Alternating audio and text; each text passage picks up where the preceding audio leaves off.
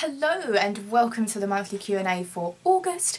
If you would like to get your question answered in a Q&A like as this one, then head on over to ask.fm/Sharmalade and I will do my best to answer your question as long as it's not too rude. Question number 1 from Meek Goubler. Hi Sharm, are you a... Whoa! You've asked me a lot of questions again. It's the Q&A of Mike. Meeky. Hi Sharm, are you a late sleeper or an early bird, and what do you usually have for breakfast? A big hug from Germany, Simothis. I've always been a night owl and I have terrible trouble getting to sleep most of the time, and so it has led to many late night gaming sessions, and it's frustrating, but it doesn't bother me as much as it used to. I used to feel so guilty about waking up late or going to bed late. I used to just feel so much guilt about those things, but my job is one that allows me to do those things. It allows me to go to sleep late and it allows me to wake up late, and it's not a big deal to me. Like, I don't know why I used to feel so guilty about it. I still get done what I need to get done in the hours of my waking life and it's not something that I, you know, beat myself up about like I used to. I've always been a night owl since I was young. I remember maybe I'd say probably about 11 years old, and I had this tiny little box room that was my bedroom, and it had a little TV down the end that I used to play my video game on, and I used to spend, I mean, even before I played video games I had an issue sleeping, so I'm not going to blame it on gaming as much as gaming is to blame. It's not all to blame. And I used to end up, I remember just putting my legs up the wall, sleeping over the half off the bed, trying to get to sleep. It was just, I've always had a nightmare trying to get to sleep.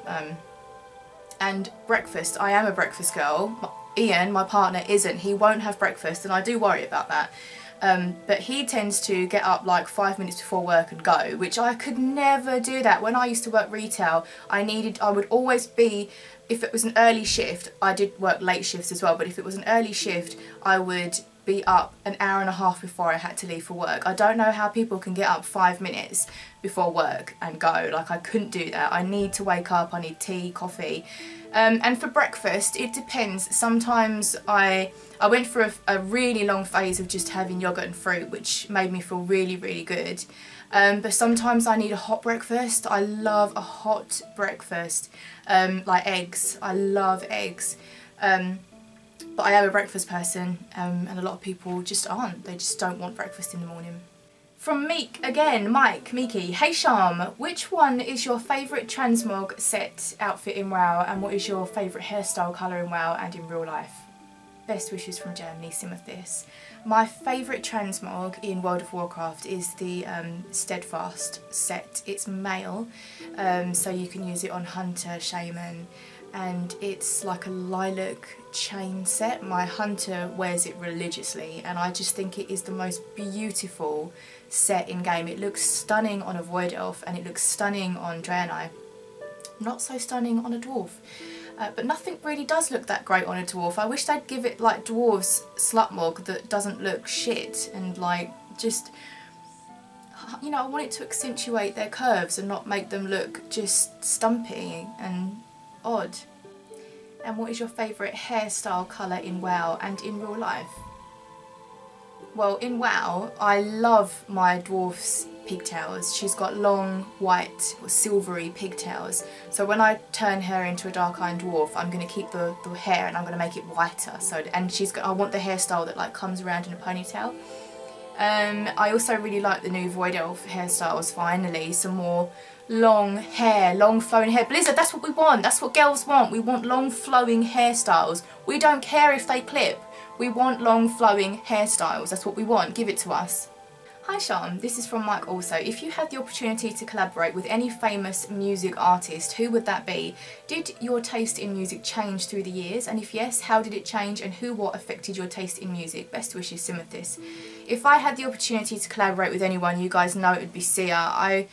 I would love to know how to sing like Sia. I feel like we have a similar tone, but she's just so trained and I'm not. I'm completely untrained. I've never had singing lessons. I've never had vocal training. What I've learned is through YouTube videos, and only now in my 30s am I really starting to understand certain basic techniques of singing, which is so annoying because if I'd had singing lessons I would have discovered this so much earlier. And one thing that I've learned, I know this is off piste, meandering off from the question, but I've learned that I used to sing too loud, like just in general, and it used to put so much strain on my voice, and now I sing a lot quieter and my vibrato is like really shining because of that. Before I would just go in really, you know, loud. And I mean, I think of an example. Hear the storm song and no peace. So there's nowhere to go from that, and also it's a big strain. I can feel a big strain. But now I sing a lot quieter. Hear the storm song and no peace. And it just gives my voice more of a chance to blend, because my falsetto is really, really breathy and weak. I still need to do a lot of work on it. And it brings, it just blends it better with my mix and my head, rather than going in really loud and then singing some really weak falsetto notes. Anyway, totally went off topic there. Did your taste in music change through the years? No, it's never changed. I've always been really open to, or I think when you're just naturally creative person, you tend to be very, very open to many different things. And I've always enjoyed a wide variety of music.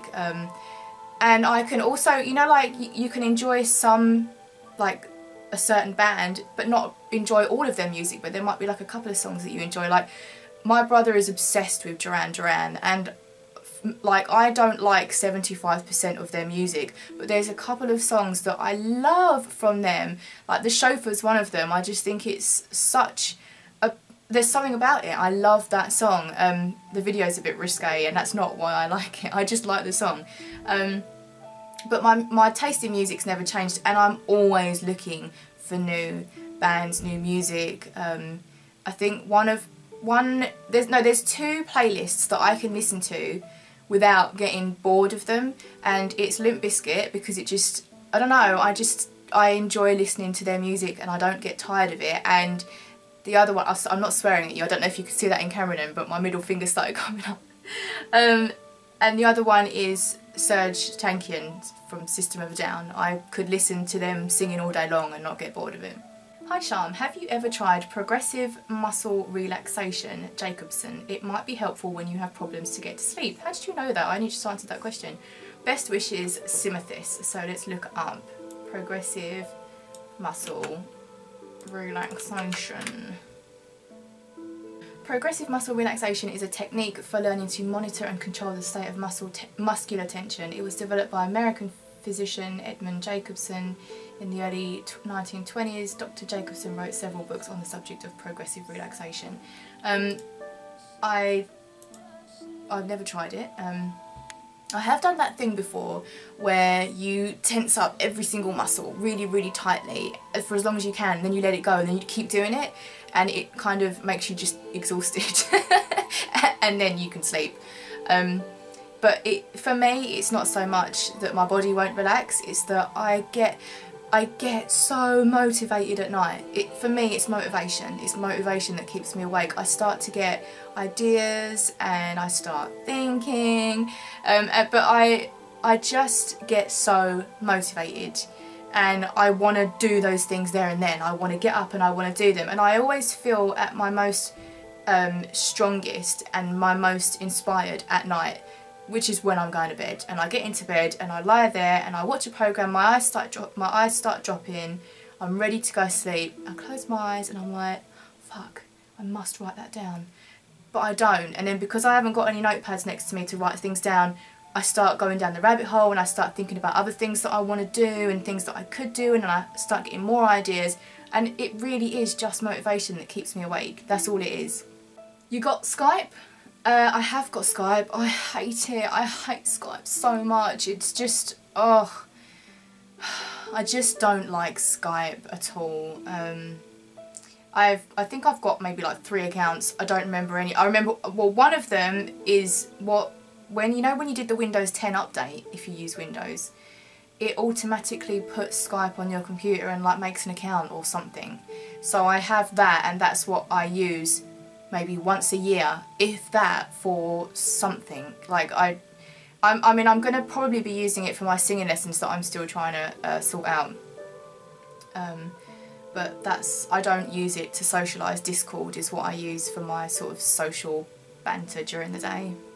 Are you a wizard? I only ask because for some reason I got best in slot Legos and my long awaited mount drops whenever I'm listening to your tunes. I suspect something magical is weaved into those lyrical tones from Kit Gray. I am a wizard. Oh my goodness, I'm so rumbled. Oh, congrats on getting your best in slot Legos and your long awaited mount. I wonder if it was invincible, because if it was, we can't be friends anymore. Do you think ghosts have fear? Yes, they must have. Because you know, like when you go and do like house viewings, or you go to someone's house and you get a feeling, and I put that down to like energy from the previous people that lived there, or the current people that are living there.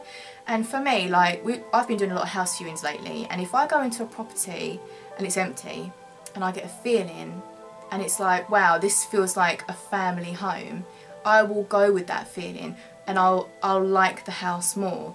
But if we go to like a really nice lavish property that's totally in our budget and totally ready to go, but it feels empty and cold, I wouldn't want that property, because I go very much on feelings. And I think that's like energies from people or ghosts or whatever. Like, so a story about this house. There was a lady who lived here, and she had her husband with her, and he passed, and then she met another guy, Richard, and he lived here with her, and then the lady passed, and then Richard continued to live here, but he went really low. He got really, really low, and he basically was, you know, heartbroken, and he passed in this house. And when we moved into this house, when we came to view it, we walked around and it felt really just lovely. It had a really lovely feeling about it, and even when we were viewing it, the landlord said to us, a guy's passed in this house.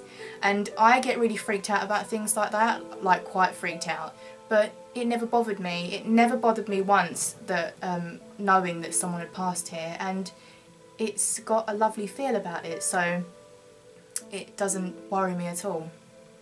Until, like, you know, things start floating around, and then I'm a bit like, hang on a minute, I think we should move. Have you ever hit someone so hard their head came off? Yeah, because I did that like last week. What kind of question's that? Well, I guess in a video game, but then no, I haven't, because I don't play violent video games and I really hate violence, like all sorts of any type of violence, even if it's just like someone flicking someone. I'm like, why would you do that? What happened to your YouTube video intros? Well, what happened to them? Basically I forgot, and then I forgot so many times that I was like, well, no one said anything. I don't think anyone noticed. I'll just not put them in anymore.